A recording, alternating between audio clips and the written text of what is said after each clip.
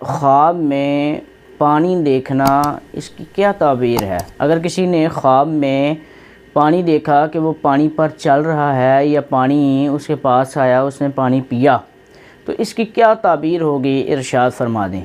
تو جواباً عرض ہے کہ کسی نے خواب میں دیکھا کہ وہ پانی پر چل رہا ہے تو یہ اس کے قوت ارادہ، قوت ایمانی کی دلیل ہے۔ اور اگر اس نے دیکھا کہ وہ پانی پی رہا ہے تو اب اس کی دیکھیں گے کہ وہ پانی صاف ہے یا گدلا پانی ہے۔ اگر تو وہ صاف پانی پی رہا ہے تو اس کا مطلب یہ ہے کہ اس کو خیر و برکت، مال و متاع اور قوت ایمانی نصیب ہوگی۔